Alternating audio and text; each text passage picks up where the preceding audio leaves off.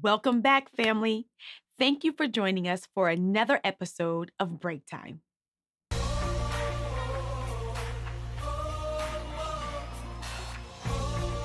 Today, I want to talk about divine interruptions. You know, the life of a busy wife, mom, and pastor demands that I maintain a structured schedule. There really isn't a whole lot of room in my calendar for the unplanned or the unexpected. And honestly, that's the way I like it. A few weeks ago, I was scheduled to speak at an event that had been on my calendar for weeks. On the day of the event, it was snowing.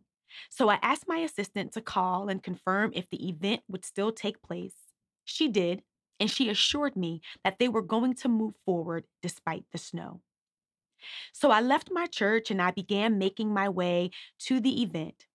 Well, halfway there, I get a call from my assistant, and you all know what she said. The event is being rescheduled because of the weather. Immediately, I became irritated. My schedule is already so full, and now I have to rearrange everything to accommodate this rescheduled event. As I turned my car around, I thought, this is such an inconvenience. When I arrived back to the church, there was a woman leaving just as I was coming in. When she saw me, her face lit up and she said, "Pastor, I came to see you, but they told me that you were not going to be in the office today."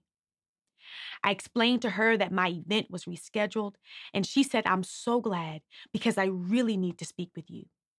I invited her into my office, and we were able to work through what she had been going through. And she left and she was feeling much better. But when she left my office, I thought, if I was at my event, I would not have been able to be here for a woman who was in a lot of pain and really needed support.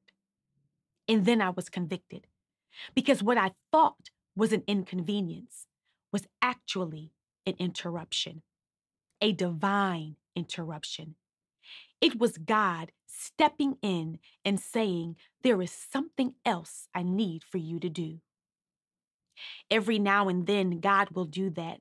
God will interrupt our regularly scheduled program because there is something else that God needs us to do. Just ask David. David was a boy tending to his father's flock when God stepped in and said, "David, there is something else I need for you to do." Just ask Mary. Mary was a young girl engaged to Joseph, planning her happily ever after when God stepped in and said, "Mary, there is something else I need for you to do." Ask the Apostle Paul. Paul was breathing out threats, killing anyone who believed in Jesus. But one day on a road to Damascus, God stepped in and said, "Paul, there's something else I need for you to do." How is God interrupting your life today? Maybe that thing you perceive to be an inconvenience is not an inconvenience. Maybe it's an interruption, a divine interruption. Losing your job, maybe it wasn't an inconvenience. Maybe it was an interruption. That breakup, maybe it wasn't an inconvenience. Maybe it was an interruption.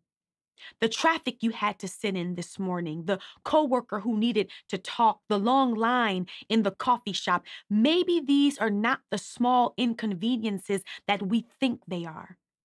Maybe these are the ways that God steps into our lives and says, "There's something else I need for you to do."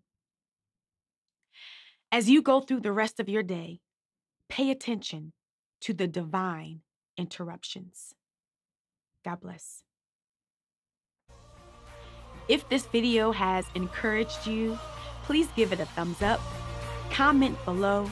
Let's start a dialogue about divine interruptions. And of course, subscribe to Elmwood's YouTube channel. See you next week for another episode of Break Time.